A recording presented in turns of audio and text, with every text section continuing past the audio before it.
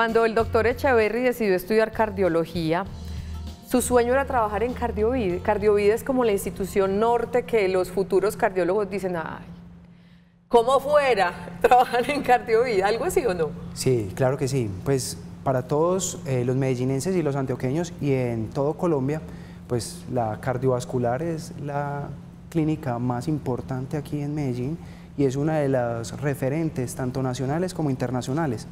Entonces, para cualquier cardiólogo que sale en Colombia, pues su ideal sería estar en una clínica tan grande como la clínica Cardiovid y poder experimentar y estar al lado de personas que saben tanto y que nos ayudan al trasegar el día a día. Claro que sí. El doctor Diego Echeverry, su alma mater es la Universidad de Antioquia. Sí. Cuéntame un poquito como su trayectoria. Bueno, mira, yo soy médico general de la Universidad de Antioquia. Hice el rural en el Chocó, allá conocí a una gente de Bogotá, por lo cual cuando terminé el rural me dijeron, ve, ¿por qué no te presentas a Bogotá? Porque es que es muy difícil pasar el examen de admisión. Entonces yo dije, bueno, pues sí, presentémonos. Yo siempre quise estudiar medicina interna en la Antioquia, pero bueno, yo dije, presentémonos en Bogotá. Me presenté y pasé a medicina interna en la Universidad de La Sabana.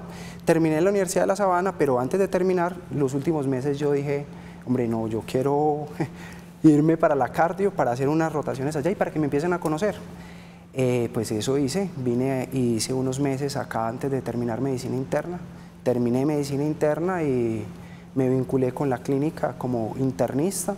Al principio fue internista en la clínica y posteriormente pasé al fellow de cardiología con la Universidad Pontificia Bolivariana y gracias a Dios me dejaron como cardiólogo en la institución. Tiene usted una persona que lo inspiró para ser cardiólogo, ¿cierto? Sí, claro que sí. Para que lo saludemos. Claro que sí, al doctor Carlos José Jaramillo, pues ha sido yo creo que la inspiración de casi todos los cardiólogos que hemos salido aquí en Antioquia. Es una muy bella persona y claro, pues cómo no saludar al profe, que fue el profe yo creo que de todos acá en Medellín. Una institución. Saludamos entonces y le damos la bienvenida al doctor Diego Echeverry, como él nos estaba contando, médico cardiólogo, médico internista y cardiólogo. Hoy trabaja en la clínica Cardiovid, nuestra clínica hermana, él bien lo nombraba, cardiovascular era el nombre de la clínica antes y se nos quedó a muchos grabado en el corazón. Hoy somos la clínica Cardiovid y vamos a hablar de un tema que mi querido doctor Gustavo Roncancio, médico infectólogo de Cardiovid, me propuso hace un tiempo y es de endocarditis. ¿Qué es eso? Bueno, la endocarditis hay que recordar que es la afección o la infección de cualquier superficie del corazón, ya sea alguna de las válvulas o el tejido circundante al corazón. Y esta puede causar complicaciones tan severas como la muerte, por lo cual hay que saber que existe y hay que siempre pensar en endocarditis en un paciente que venga con una fiebre prolongada. Y no solamente los cardiólogos, son los que tienen que pensar en esa fiebre prolongada con relación a la endocarditis, los médicos en general, ¿cierto? Claro que sí. Lo que pasa es que el problema es que nosotros, y es lo que a todo el mundo le digo, para nosotros los cardiólogos es mucho más fácil porque nosotros solo vamos a ver un nicho de enfermedades y de ahí no se nos sale. En cambio, para el médico general o el médico de familia tiene que ver una amplia gama de enfermedades y posiblemente cuando se enfrenta a un paciente con una sospecha de endocarditis puede pasársele este diagnóstico que si no hacemos un adecuado tratamiento puede ser fatal para un paciente. Doctor Diego, adelante, sentémonos. Muchas gracias. Y si vamos a hablar de itis, infecciones, nuestro médico infectólogo Gustavo Roncancio no puede faltar. Hoy en Sana que Sana. Doctor Gustavo, bienvenido, ¿cómo le ha ido? Olga, ¿cómo estás? Muchas gracias por invitarnos. ¿Por qué la propuesta de este tema, doctor Gustavo? Porque desafortunadamente esta es una infección que seguimos viendo, no es tan frecuente, pero la seguimos viendo y cuando llegan los pacientes a veces nos llegan muy avanzados, nos llegan tarde y las consecuencias pueden ser dramáticas.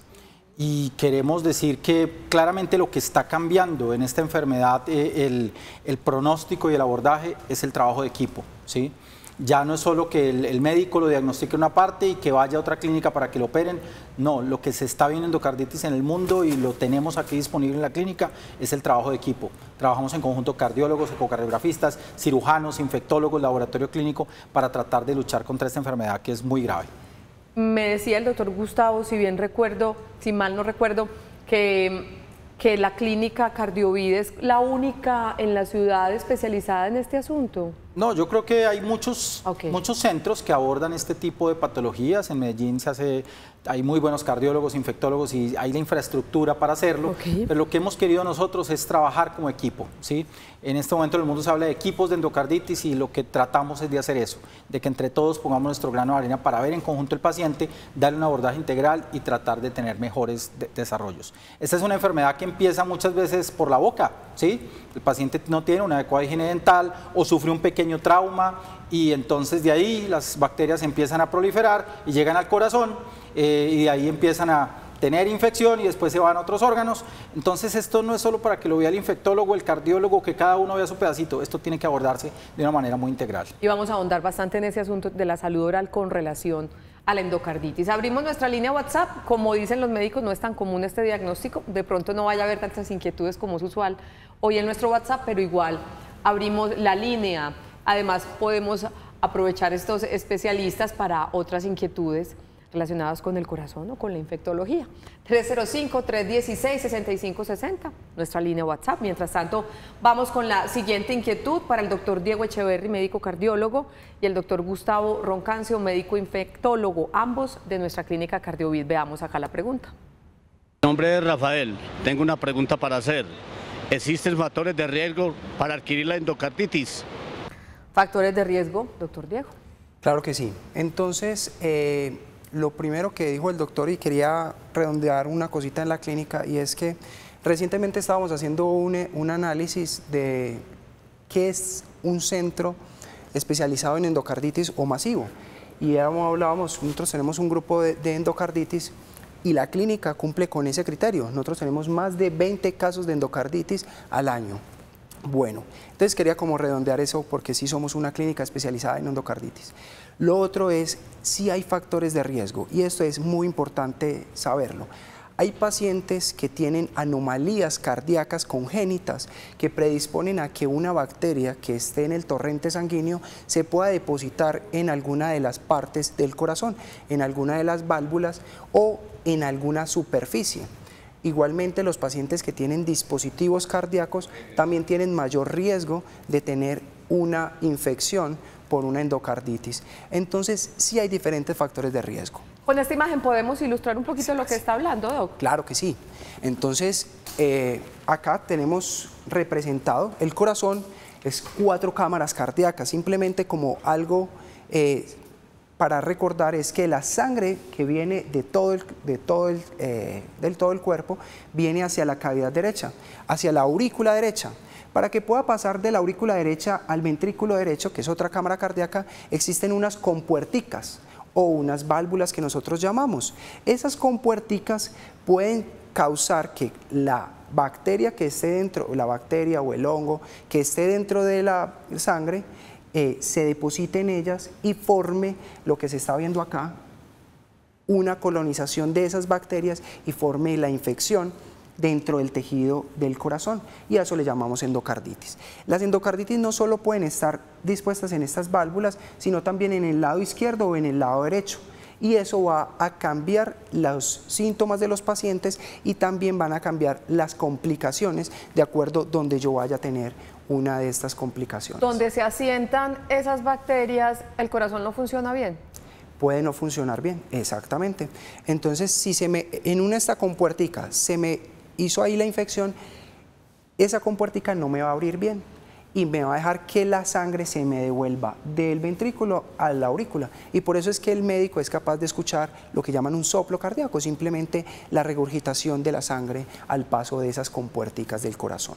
Perfecto. ¿Ya terminamos de abordar lo de los factores de riesgo? No, no, todavía hay otras cositas que nos son importantes. Los pacientes que tienen una inmunosupresión o que son pacientes que por cualquier condición médica o que tenga una infección o algo, estén con las defensas bajitas, tienen mayor riesgo a tener, predisponerse a que tengan infecciones dentro del corazón.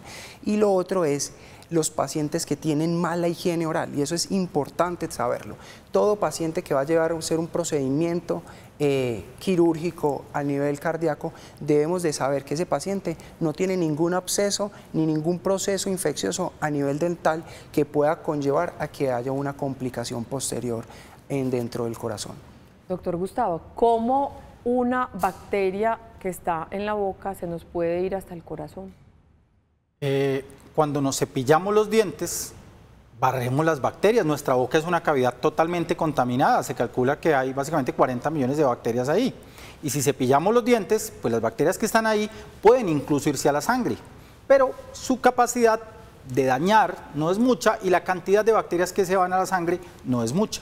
Cuando hay esos factores de riesgo que mencionaba el doctor, especialmente daño cardíaco, un paciente que tiene una cardiopatía congénita, cuando hay un marcapasos o una válvula de la cual hemos operado y se le hemos puesto al paciente, o cuando hay inmunosupresión, esas bacterias sí pueden llegar a acumularse y fijarse en el corazón, ¿sí? Porque están circulando permanentemente y al fijarse en el corazón es que aparece esto. Ahora bien, esto es lo más frecuente que vemos en nuestro medio, pero estamos empezando también a ver algunos pacientes siguiendo lo que está pasando en España, en Estados Unidos y en otros países, y son los usuarios de drogas endovenosas. Los pacientes que se aplican heroína, que se autoinyectan heroína, ¿sí?, como una sustancia adictiva, resulta que son la causa más frecuente en jóvenes de esta enfermedad.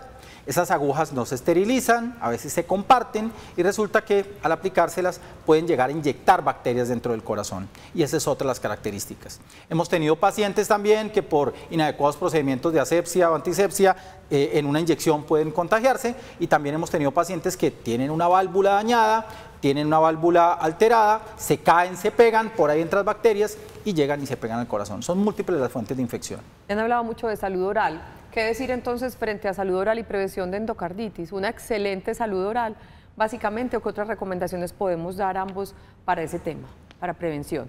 Bueno, lo más importante es que hay que saber, como el doctor Roncancio lo acaba de decir, hay unos factores que son predisponentes, casi siempre son los pacientes que tienen esas prótesis intracardíacas, que tengan cuerdas tendinosas que les hayan reparado, que les hayan puesto un anillo en alguna de las válvulas que son de las compuertas del corazón, o que tengan una prótesis como tal dentro del corazón, o que tengan cualquier anomalía congénita que produzca un paso de sangre del derecho al izquierdo, me puede llevar a que haya una endocarditis. Por lo cual, tanto el odontólogo como el médico deben de saber que su paciente tiene ese factor de riesgo o esa predisposición a hacer una infección intracardíaca, y se le debe dar tratamiento antibacteriano antes del tener procedimientos dentarios que comprometan la encía. Entonces son esos que van a ser los conductos o todos estos procedimientos que requieren manipular la encía del diente. ¿Algo más frente a eso, Doc? El paciente debe decirle a su odontólogo, ¿sí? Creo que es el punto. Queremos que el paciente sea consciente, ¿sí?, de que debe decirle a su odontólogo: doctor, tengo un soplo que me diagnosticaron, tengo una válvula puesta, tengo un marcapasos. Y los odontólogos claramente saben cómo manejar esto, ¿sí? Pero tiene que el paciente decirle al odontólogo, porque a veces los pacientes no lo dicen, se convierte en su día a día y no lo advierten. Y no es para todos los procedimientos dentales, es solo, como dice el doctor, algunos procedimientos en los cuales se interfiere con la mucosa gingival, y tampoco es para todas las cardiopatías, son algunas específicas que claramente todos los odontólogos manejan y dominan. Y punto importante, el antibiótico debe darse antes del procedimiento, después sirve menos, ¿sí? Sirve si se da antes, para evitar que las bacterias que hay en la cavidad oral no se vayan para la sangre y de ahí no lleguen al corazón. ¿Antes cuánto? ¿Esos procedimientos se programan con días de anticipación? No, media hora. Debe ok. darse media hora antes, una hora antes sí. Cuando está en la sala de espera, el paciente esperando se toma el antibiótico, ¿sí? Bueno. Ahí es cuando en realidad vale la pena. Súper importante. Pues sí nos están preguntando, vea. Entonces vamos a mirar algunas inquietudes de nuestros televidentes que nos han escrito en nuestra línea de WhatsApp. Y tomando medicamentos, ¿se me quita la infección? Nos saltamos un poquito al tratamiento. Esta es una enfermedad que requiere un abordaje multidisciplinario, ¿sí? Anteriormente solo se trataban con antibióticos estos pacientes y la mortalidad podría oscilar entre el 70 y el 80%. Porque lo que pasa es que, como lo explicó el doctor, las bacterias dañan las válvulas, y si la válvula queda dañada, el paciente queda con falla cardíaca. O a veces los antibióticos no son capaces de controlar totalmente la infección y el paciente sigue disparando esas bacterias hacia todas partes del cuerpo. Entonces, lo que se ha demostrado es que los antibióticos no son la única manera de tratarlo y hay que recurrir a otras cosas. Perfecto. Ya el doctor Diego explicará. Ahorita mandamos tratamiento para que lo dejemos para ahorita, disparando esas bacterias para otras partes del cuerpo. O sea, ¿una infección en el corazón se me puede ir para otra parte? Muy buena pregunta, sí. Entonces, La infección dentro del corazón, a grosso modo, podemos tener el corazón derecho, que es donde llega toda la sangre y se va hacia los pulmones a oxigenarse, o el corazón izquierdo, que manda la sangre al resto del cuerpo. Eso es importante saber dónde tengo yo la infección, si es en el lado derecho o en el lado izquierdo. Si yo tengo en el lado derecho, casi siempre se van a ir, como la sangre va hacia los pulmones, puedo tener complicaciones pulmonares secundarias a la infección que inicialmente surgió en el lado derecho del corazón. Entonces puedo tener complicaciones pulmonares como neumonías, derrames, todas estas cosas, infartos pulmonares, que me puedan llevar a tener esas complicaciones, que simplemente son émbolos o envían bacterias hacia el pulmón. En el lado izquierdo, el problema del lado izquierdo es un poco más grave, porque al lado izquierdo me puede ir o para el cerebro, o para órganos intraabdominales, o para cualquier lado de las extremidades que me puede llevar a formar, las bacterias forman por decirlo así, una formación de coágulos que se pueden ir hacia cualquier parte. Entonces el paciente se puede complicar con un evento cerebrovascular, se puede complicar con un embolismo hacia alguno de los órganos intraabdominales. Entonces sí es importante para saber las complicaciones dónde se está originando esa infección intracardíaca, si es en las cavidades derechas del corazón o en las cavidades izquierdas. ¿Y cómo lo diagnostican? ¿Cómo se sabe si es en la parte derecha o izquierda? Bueno, entonces lo primero es que el médico lo sospeche. Mire, hemos tenido pacientes que, doctor, es que es la cuarta neumonía que tengo, ¿sí? Y tiene un marcapasos. Nosotros sabemos que si tiene un marcapasos y el marcapasos está infectado, dispara hacia el pulmón, ¿sí? Entonces, un paciente que tenga varias neumonías y que tenga un marcapaso, pues eso casi que fijo, el origen está ahí. O el paciente tiene una válvula izquierda dañada y resulta que acaba teniendo un accidente cerebrovascular. Hay que buscar obligatoriamente si la válvula está dañada y si infección puede ser una causa. Entonces, hay dos cosas que quisiéramos mencionarlo, que los pacientes deben saber y que le digan a sus médicos, porque a veces pasa que muchos médicos o a veces un médico ve a un paciente y solo cae en cuenta de este diagnóstico ya a veces muy tarde. Entonces, si el paciente tiene fiebre prolongada, y hablamos de fiebre prolongada más de 2 semanas, eso es muy raro que un virus lo esté dando. Tuberculosis puede ser una causa en nuestro medio, cáncer puede ser otra causa, enfermedades autoinmunes, pero endocarditis debe contemplarse. Y la manera de diagnosticarlo es tomando cultivos de la sangre para que identifiquemos esas bacterias, pero también enviando rápidamente y precozmente al paciente que se haga un ecocardiograma. Un ecocardiograma, una ecografía del corazón, en donde esta puede, en manos expertas, darnos un diagnóstico. Perfecto. ¿Qué otros síntomas, además de esas fiebres prolongadas, puede producir una endocarditis, doctor Echeverri? Bueno, como les explicaba, de acuerdo a la infección donde se produzca, si es en el lado derecho o en el lado izquierdo, es que voy a tener los síntomas. Lo más importante, y hay que saberlo, es que la fiebre es casi siempre el 90% de los pacientes va a tener fiebre prolongada, como le decía el doctor. Ese es el síntoma cardinal. Aparte de tener este síntoma cardinal, de donde se aloje o donde se me afecte la válvula o la compuertica del corazón que esté dañada, es que voy a empezar con los síntomas. Entonces, si mi paciente tiene una afección en una de las válvulas del corazón izquierdo y se me está complicando, puede ser que ese paciente empiece con ahogo, que se acueste en la noche y no sea capaz, que se llama una ortopnea, no es capaz de estar recostado a nivel en la cama, o que el paciente se ahogue haciendo cualquier actividad de la vida diaria que antes era capaz de hacerla. Entonces es muy importante saber dónde tengo yo la infección y los síntomas que me pueden dar, porque yo puedo tener, como dice el doctor, un accidente cerebrovascular, lo que la gente llama un derrame, mal llamado, y sea secundario a una afección del corazón, a una infección del corazón. Entonces yo creo que lo más importante y es tener en claro que es el síntoma cardinal, es la fiebre. Se presenta más del 90% de los pacientes. ¿Una fiebre prolongada se considera cuando llevo cuántos días con fiebre, doc? 2 semanas con fiebre, que se llama una fiebre prolongada, es más de 2 semanas. ¿Que sube y se va o permanente? No, debe, tan siquiera, o sea, son todos los días el paciente viene febril, febril, febril por 14 días. En ese paciente yo tengo que empezar a echar el ojo, porque es lo que yo les decía al principio del programa. Para nosotros es más fácil porque nosotros ya, la mayoría de los pacientes que nos llegan ya lo han visto muchas veces, o nosotros manejamos y todo el tiempo estamos viendo estas infecciones, entonces para nosotros es un poco más fácil. Pero para el médico de familia, pues una infección, una fiebre puede ser una fiebre. Exacto. El virus que está dando tal cosa. Pero cuando ya en más de 7 días me está prolongando esa gripita, yo sí creo que debo de alertarme. Y lo otro es sabiendo si mi paciente tiene factores de riesgo para producirme una endocarditis. ¿Le ha pasado, doctor, que personas le consulten con más de esas 2 semanas con fiebre y no han llegado al diagnóstico y por fin llegan? Claro, el 50% de los pacientes nos llegan con más de un mes de fiebre, ¿sí? Y a veces ya con el daño cardíaco establecido. Pero un punto importante, o sea, no es que yo me espero 2 semanas y ese día consulto, no. Hay pacientes que sabemos que están operados, tienen una válvula, ¿sí? Y empieza a hacer fiebre 3, 4 días, no hay un foco clínico identificado de la fiebre. En ese paciente debe ir y hay que buscar la endocarditis rápidamente. Podemos evitar que se dañe la válvula y sobre todo, si hay vegetaciones, si hay bacterias viviendo en esa válvula, si iniciamos antibióticos tempranos y damos la terapia adecuada, podemos evitar las embolizaciones o los émbolos. Los émbolos son lo que decía el doctor, son los trombos que se desprenden y lo que hace que le dé un accidente cerebrovascular al paciente y que solo pueda entonces mover la mitad de su cuerpo, o que le embolice hacia un dedo y pierde ese dedo porque se le tapó la circulación, o embolice al pulmón y le dé un compromiso adicional. Entonces, si iniciamos antibióticos temprano, si a veces operamos temprano, podemos intervenir. Y ahí la clave es esa, la clave clínica, que el paciente le diga y que el médico remita rápidamente al paciente. Perfecto. Nos vamos ahorita para el segundo hogar de estos 2 médicos que hoy nos acompañan. Nos vamos para nuestra clínica CardioVid a recordarles un poco sobre la historia de la institución como tal y los servicios que actualmente prestan. Esa es la clínica CardioVid.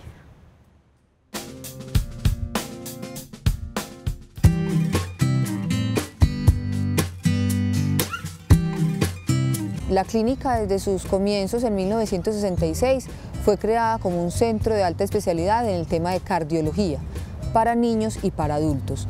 Hoy somos un centro de referencia y líderes en el tratamiento integral de las enfermedades cardíacas congénitas del corazón de los niños y de la enfermedad del corazón en general.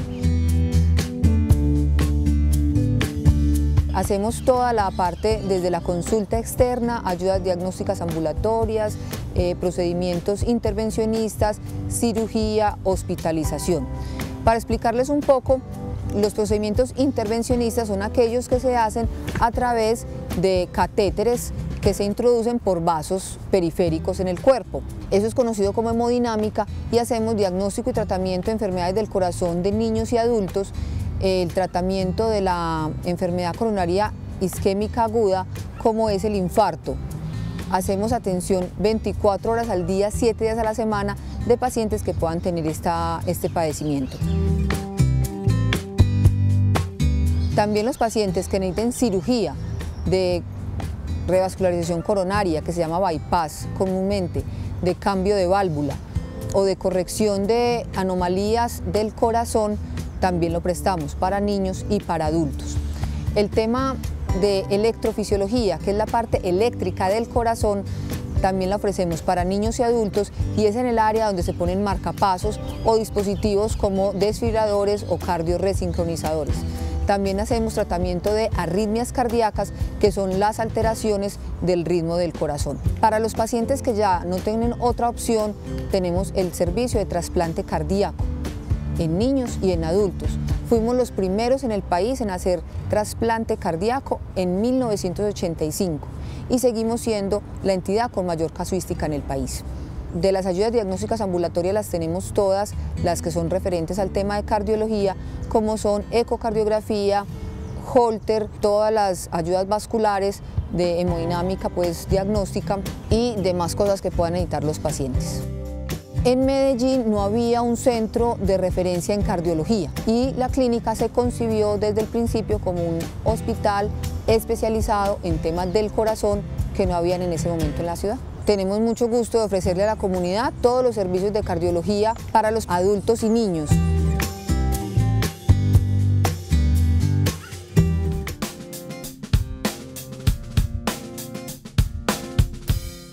Y entonces un paciente llega a la clínica CardioVid, lo diagnostican con endocarditis y que sigue en ese proceso. Entonces, uno rápidamente tratar de hacer los exámenes que nos señalen el pronóstico que tiene el paciente, y los hemocultivos son claves. ¿Y cuál es el problema? Que muchas veces los pacientes han tomado antibióticos antes, y al tomar antibióticos, esos antibióticos no los mejoran, pero no nos dejan ver el microorganismo que tiene. Le tapan el asunto. Exacto, entonces eso es un punto. El paciente se toma antibióticos, se mejora 2 días, cree que ya está bien, y esto recurre y recurre. Entonces la clave es iniciar antibióticos tempranamente, pero antes de eso tenemos que tomar cultivos para saber qué microorganismo es el causal, porque depende mucho el microorganismo causal, el pronóstico y qué vamos a hacer. Hay algunos microorganismos que ya cuando nos aparecen, indiscutiblemente hay que pasar a operarlos, ¿sí? Entonces ahí vamos el cardiólogo, el cirujano, el infectólogo, el ecocardiografista, vamos todos a hablar con el paciente y decirle, mire, este va a ser su plan de tratamiento. Como mínimo, 4 semanas de antibióticos, ¿sí? Muchas veces nos vamos a 6 y hay pacientes que toca dejarlos más tiempo.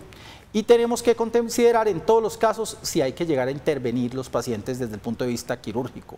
La endocarditis está cambiando en su desenlace, en su pronóstico, porque ahora ya los cirujanos, se ha demostrado, pueden llegar a intervenir mucho más tempranamente. Y en esa cirugía, ¿qué es lo que se hace? El doctor Echeverry no es cirujano, pero hace parte de todo ese equipo interdisciplinario para atender este diagnóstico. ¿Qué se hace, qué se pretende con esa cirugía para endocarditis? Bueno, no a todos los pacientes se llevan cirugía, pues las indicaciones hay que saber el estado clínico del paciente, hay que saber cómo está mi paciente, si está muy grave hay que llevarlo a un procedimiento quirúrgico. Lo segundo es qué riesgo tiene mi paciente para complicárseme en el futuro.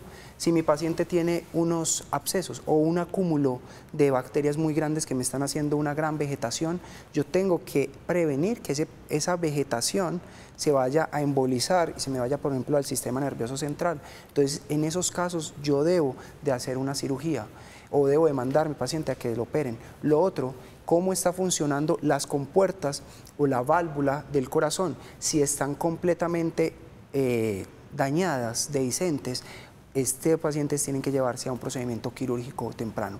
Esto no es una decisión fácil y eso sí hay que saberlo, es una decisión siempre en equipo y es un equipo multidisciplinario, como ya lo hemos dicho, donde la experiencia y el conocimiento que va cambiando día a día se unen para darle la mejor opción a los pacientes. Con un buen tratamiento antibiótico o con una cirugía cuando es necesario, ¿el corazón queda con secuelas después de una endocarditis? Sí. De todas maneras hay que saber que cada vez que yo hago una intervención quirúrgica dentro del corazón, voy a tener que llevar a mi paciente a unas incisiones, a unas laceraciones que hago al corazón para poderlo reparar. Al repararlo no va a quedar igual y ese paciente va a tener mayor riesgo de hacer nuevamente endocarditis y hay que ver cómo quedan.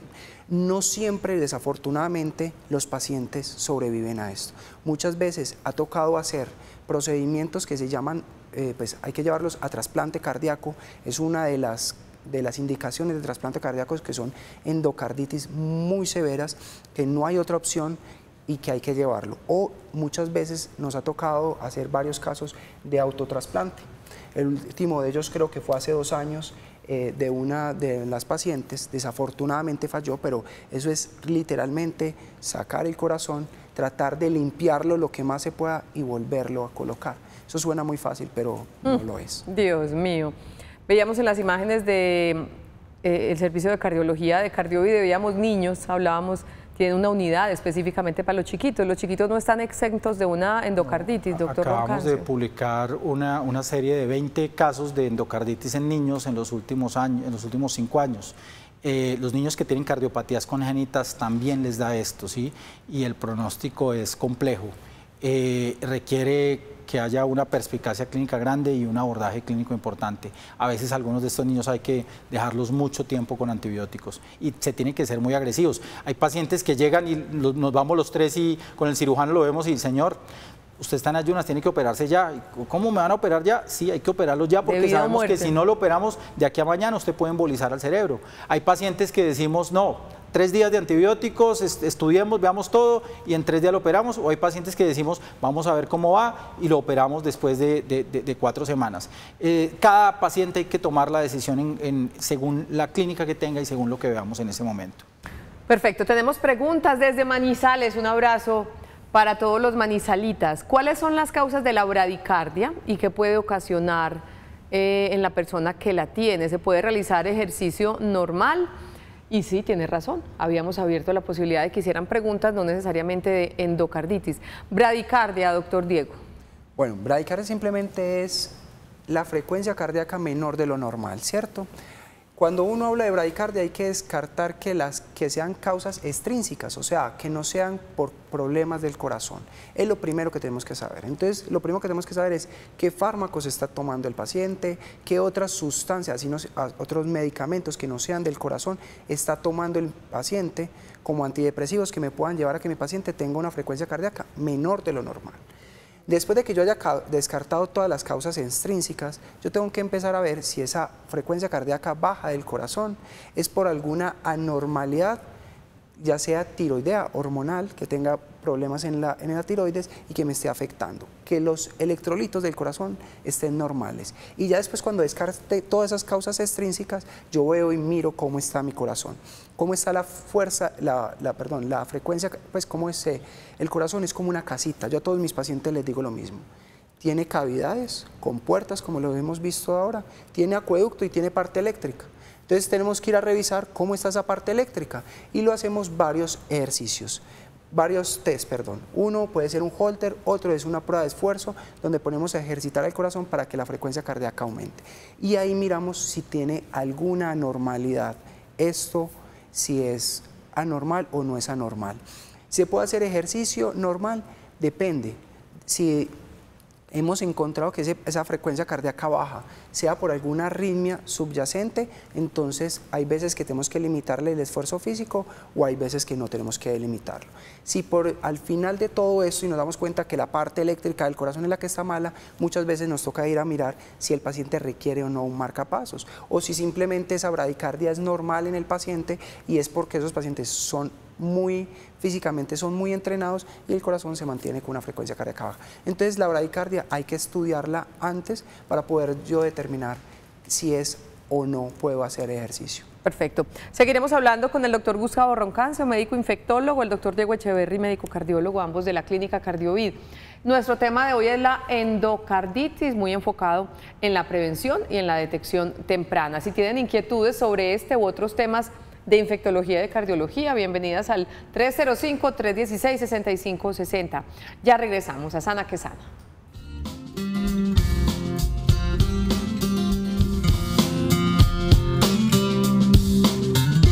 Nuestro tema de hoy es con los especialistas de nuestra obra hermana, la clínica Cardiovid. Estamos hablando de endocarditis. Sus síntomas son dificultad para respirar, hinchazón en abdomen, piernas o pies, dolor en el pecho al respirar, soplo cardíaco, fiebre y escalofrío, sudoración nocturna. Pero definitivamente lo que hemos aprendido con nuestros dos especialistas es que el síntoma cardinal de este asunto es la fiebre persistente, más de 2 semanas con una fiebre que no se quita, y si usted tiene factores de riesgo hay que consultar inmediatamente. Vamos con inquietudes al 305-316-6560. Buenos días para ti. Tengo un familiar trasplantado de corazón, se complicó después de casi 2 años. Le encontraron una bacteria en una prótesis de cadera, le afectó toda su pierna. ¿Esa bacteria se podrá combatir o tiene posibilidades de sanarse? Ahí hay respuesta de los dos. Las infecciones en los trasplantados son infecciones difíciles de tratar porque usualmente los antibióticos lo que hacen es que matan algunas bacterias, pero dejan que el sistema inmune haga el resto. Y el problema en los trasplantados o en otros inmunosuprimidos es que el sistema inmune está alterado. El sistema inmune queremos justo que no funcione bien para que pueda aceptar el órgano que el paciente le acabamos de poner, ¿sí? En este caso el corazón. Entonces, este es el día a día y las infecciones se presentan mucho más en el primer año, pero a veces toda la vida va a tener el riesgo latente de infección. Cuando hay prótesis de cadera infectadas, pues eso se requiere un tratamiento en conjunto con ortopedia y con otros especialistas. Muchas veces cuando las prótesis de cadera están infectadas, los cirujanos deben definir si la retiran o no. Pero hay que definir muy bien cuál es la bacteria que tiene el paciente y definir el tipo de compromiso. A veces si es solo la prótesis, pues la prótesis se puede retirar, se reemplaza por algo más y el paciente le va bien, pero cuando hay compromiso de los tejidos blandos o de otros procesos hay que extender mucho los antibióticos. No hay una fórmula mágica y no se le puede dar una respuesta de si va a vivir o no, todo depende del compromiso que tenga el paciente y el microorganismo que tiene. Perfecto, esta otra sí es para el doctor Diego.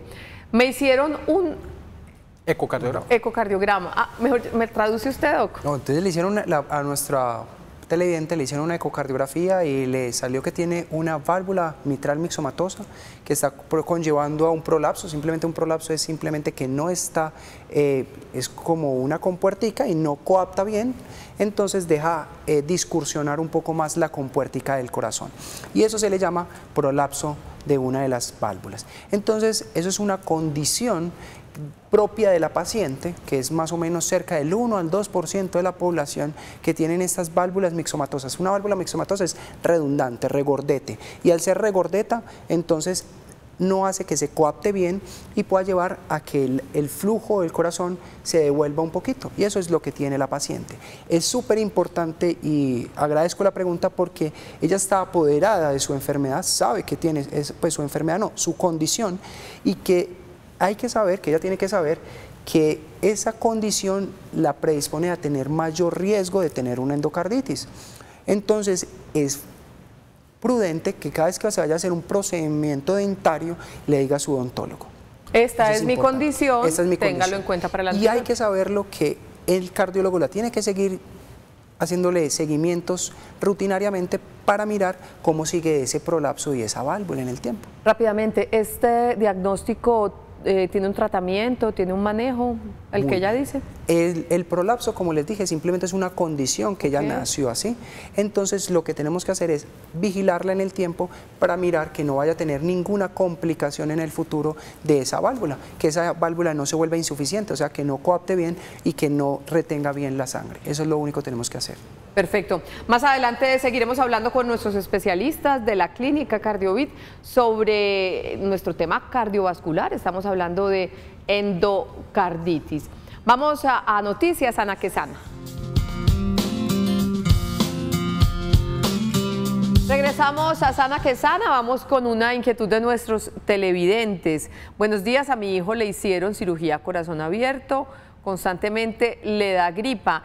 ¿Es necesario que se aplique la vacuna del neumococo? ¿Se le tiene el médico infectólogo para responder? Entonces, mire, está claro, por ejemplo, voy a ir primero con los adultos. Los pacientes adultos que han tenido infartos, la vacuna para neumococo puede disminuir y está demostrado la posibilidad de que se vuelvan a infectar. La vacuna para influenza especialmente, y hay algo de evidencia con neumococo. Entonces, a todos los pacientes que se han infartado, que tienen falla cardíaca, les recomendamos anualmente vacunarse para el virus de la influenza.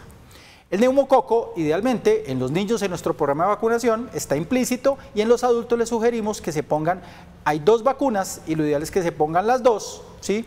Y está demostrado que puede llegar a disminuir estas complicaciones. A esta mamá yo le diría, claro, este niño tiene la indicación de ponerse la vacuna de influenza cada año y que consulte con su pediatra. Si tiene el programa de vacunación adecuado, probablemente ya tenga la vacunación para neumococo, pero a veces hay que hacer refuerzos dependiendo el esquema que tenga. Entonces toca revisar bien el carnet de vacunas y ver qué es lo que tenemos. Pero sí, claramente todo paciente con endocarditis lo mandamos a vacunar. ¿Sí? En el pasado se han probado algunas otras vacunas y no han sido muy efectivas, pero para neumococo y para influenza obligatoriamente se tienen que vacunar. Perfecto. Doc, sin consultarle previamente, me atrevo a plantearle esa pregunta al doctor. Mil gracias. Tengo marcapasos, mil gracias por ver Sana que Sana. Tengo marcapasos hace 16 años, tengo stent hace 4, ahora estoy anticoagulada y hace 5 meses tengo problemas en la tiroides. No la he podido estabilizar y me causó arritmia severa. Ella tiene 66 años, está preocupada. Saben ustedes, mis hermosos televidentes, que este no es un consultorio. El doctor tendría pues que verte, revisarte, conocer toda tu historia, pero ¿le podemos decir algo? Sí, claro. La tiroides es como la glándula madre de nuestro cuerpo. Si yo tengo alteraciones, ya sea que produzco mucho o produzco poco, voy a tener alteraciones a nivel cardíaco y me pueden producir ya sean bradiarritmias o o pues que el corazón vaya muy lento o que el corazón vaya muy rápido y producir arritmias, como le dice la televidente.